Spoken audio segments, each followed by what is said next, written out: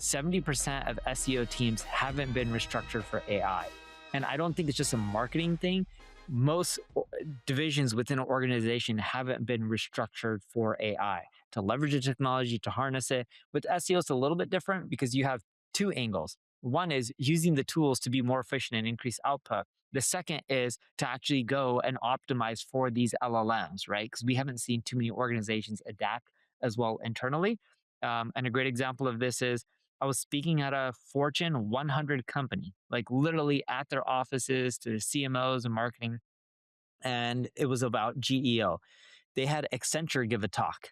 When Accenture gave the talk, they were like, "We want to explain to you about GEO. This stands for Generative Engine Optimization. Imagine when you search on ChatGPT, what if your brand showed up for products related to your space?" And they were just like, we kind of already know what a lot of this is. We were expecting you guys to come in with strategies and tactics. But the reason Accenture gave that talk, and I'm not trying to knock them, is most people don't have the basics even down, right? So it's like, if you don't have the basics down, then, there's no point in talking about advanced stuff. And I think a lot of organizations are going to go through restructuring. I do believe that is going to cause some layoffs. I also believe that's going to cause for new people to be hired. But the narrative that companies are pushing right now, because of AI or 100x and all this kind of stuff, the reality is most organizations will never get 100x output from their employees. I get the marketing message around it. They just aren't doing that well. And they got to figure out how to perform better because they have investors or they're publicly traded and they've raised too much money. So similarly, Neil, I mean, we just kind of talked about hiring here, right? So I want to talk about why I think now is one of the best times if you're coming out of college to find a job, especially if you hang out on the internet all the time, and especially if you play video games. Um, and here's why I think that's because we just hired a 17-year-old Neil, and he very very cracked out, and then we're probably going to hire his friend as well, who's probably only 17 or 18 years old, as kind of software engineers because they're pretty cracked out and they're pretty good, right? And so this is from the Cloudflare CEO. We received almost 1 million applicants for 1,100 paid internships this summer. The interns we hired are extremely qualified and AI native. They're all builders or sellers, and we expect the majority will get full-time offers. And so I will also speak for you, Neil. We are always looking to hire amazing people who are very AI forward, just very productive, especially on the intern side, because you learn a lot. And then we help you. You help us grow. We help you grow as well. So we are both looking for interns. So go to for us, it's singlegrain.com/careers. How about you, Neil? What's your career space? Is it mpdigital.com/careers? Yeah, He's you have looking it. I looked at it right now. It's mpdigital.com/careers. Yeah, so we are actively hiring, and we're running through these apprenticeship programs. So both our companies are hiring. Now, by the way, one more thing on the marketing side. This is like a negative marketing thing. I think for the Cloudflare team, he shouldn't. The Cloudflare CEO shouldn't have said this thing around AI isn't coming for builders or sellers, but it's coming from the measurers. So, and what he means by measures are like the finance people, or people that are just kind of people managers. He calls those kind of the managers. I don't think you should be doing this because it's not a good look for your company. So I do believe AI is coming from measures, but in a different way than he's saying. We're seeing an increase in most companies that we work with.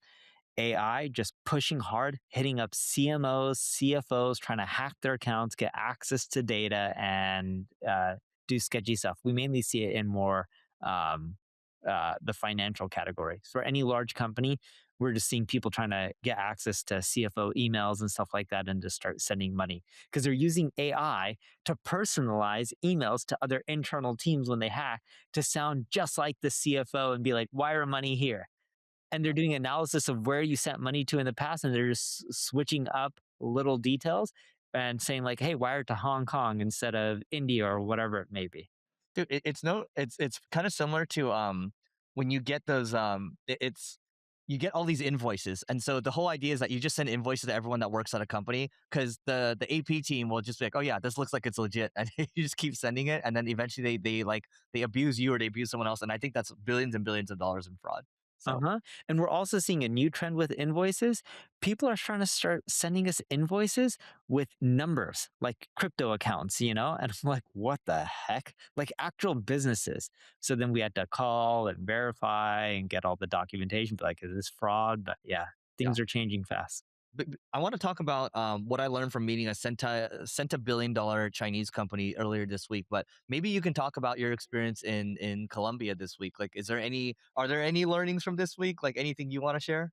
I don't really have any big learnings. The one that's just like smacks me in the head when I meet people, or when I was meeting a lot of people in Colombia, it's like people are paying for the technology and these tools. And the issue isn't the tools, the issue is people not using what they're paying for. We're seeing the same SaaS problem with AI tools. So in the old SaaS age, you would pay for a tool and you'd just be like, yeah, we're trying to do this and we're trying to roll this out. And I'm like, so you have a CRM solution that has these features. Have you tried using it for that? Oh, we didn't know that it could actually do it. You're paying for it. Why are you trying to sign up for a new software that does the same thing for the one that you're already paying for? And the issue is actually how people are using the tools. Same with AI. So in almost every country I go to and every event, most of these people are working at large organizations. They all have access to the latest cutting edge tools. And let's face it, they have access to these tools in a better way than Eric and I do because they work for larger publicly traded companies and they have much bigger budgets. And they have access to so many internal resources for training and help and all this kind of stuff. And what we're finding is they're paying for the technology and they're asking questions. And I'm like, but you're paying for tools that can actually help you with this, like landing pages. I was at a event that the water purification conference, or not water purification. They deal with water, fire, mold, more than just purification of water, fixing water or leaks or plumbing. They pretty much do anything for like home remodeling, but it's mainly dealing with like fixing issues on the spot. And a lot of the people at this event were given a high level account for free and they're asking me questions. And I was like, you do know the product that you already use, that your parent franchise organization has and pays for, has these features, and you can just get this done right away. And they're like, oh, I didn't know that. And it's just like, just people aren't using the technology that they're given. Quick break for SaaS founders listening. You know how content marketing works, you know how AI SEO works, and you've been seeing competitors ranking for your keywords all day long. But you don't have the time to write, and hiring a content team feels premature or just out of the budget. That's exactly why we built ClickFlow. It helps create AI SEO content that actually sounds like your brand. We're talking thought leadership, we're talking product content, comparison pages, without having to add more headcount. It also helps you do things such as building FAQs, internal linking, and telling you which old posts are hurting your domain. One user reported saving 90 hours per month, and that was a part-time employee. You can get a 14-day free trial at clickflow.com. Scale your content without scaling your team. Back to the show. Actually, so Neil, this actually dovetails well into the meeting I had with this Chinese company. So everyone knows what who this company is. We met with 5 people from their staff, and they want to help on the marketing side. So here's something I learned, Neil. When I one thing I'll tell you is that they're very ahead on the AI piece. Okay, so this is like everyone in their company and uses AI because they're like a Chinese company. Again, 87% of Chinese are pro AI, right? And then 46% of Americans are pro AI. So when I showed them, Neil, our agent that works inside of Slack, to most Americans, it blows them away, right? To me, I'm like, whatever. I've been doing this for the last 3, 4, 5 months or so. Okay. When I showed them, they looked at me like I was a caveman, right? As if like what I showed them is like nothing new. They look at me like I was an idiot. Like my CTO used the R word, and he doesn't really use the R word much. So he's like, they looked at you like you're R word, right? And I was like, yeah, they did. And they're like, they already have their agents that live inside of their their chat solution. That's one piece, okay, which means they're just on top of it. The second piece is the person I was sitting next to. She's like, oh yeah, I use Codex to help me with my stock investments. Notice she doesn't say she uses Chat GPT or Claude. She uses Codex, which is the coding harness from OpenAI. That is also advanced as well, right? And then the just everything that we're talking about, they're super on top of it, and they're very curious to the things that they don't really understand, like AEO. I think it just comes down to, Neil, if I had to make it simple, because I have a Chinese background, right? I look at it as The reason why 87% of them are so pro AI, it's a mindset thing. It's a curiosity thing. And so I don't think it's anything about age, right? So people like to say, "Oh, you got to hire young kids." No, it's not a young kids thing because there's plenty of young people that are very anti AI, right? You've heard these CEOs Yes. get booed like the commencement stages, right?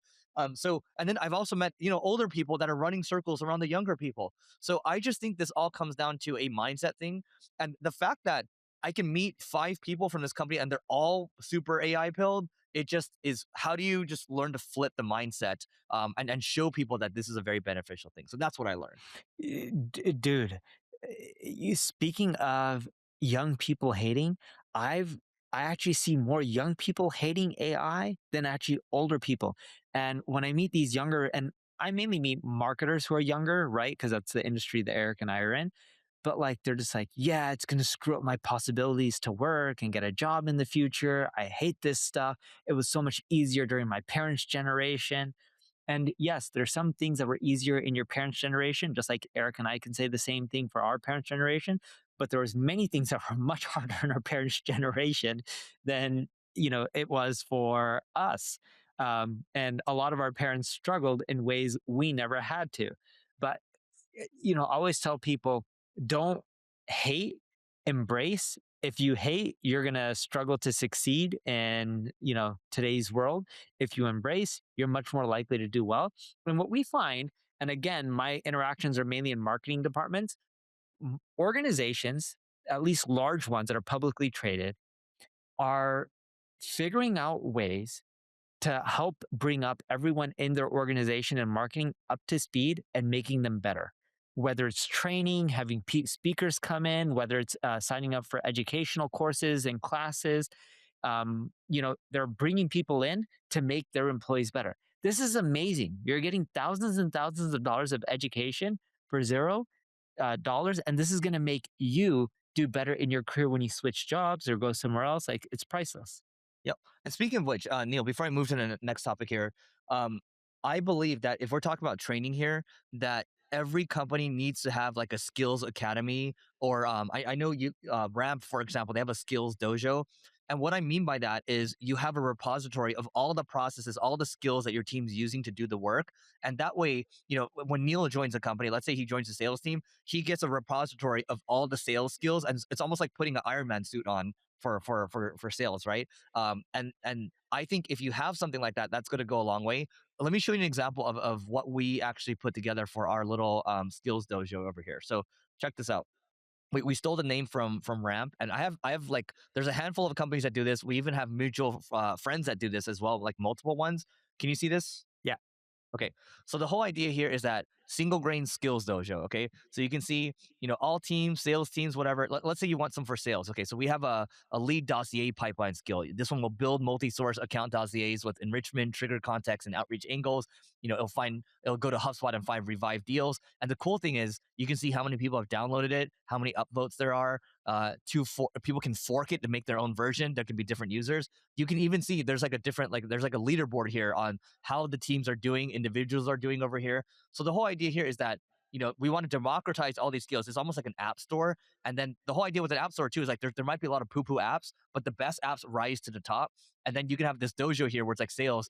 These are all the skills that you'd have if you joined the sales team, right? So I think every company will have something like this to help train their people up, because this forces people to follow a process and they can iterate on it if they want to. What we found with this is if you don't push it on people, especially people who have already worked at a company, it is hard to get them to adapt. So culturally, you need to make the push. And when you bring on new people, you need to indoctrinate them with this in the first day or two or three, pretty much in their first week, and really get them onboarded.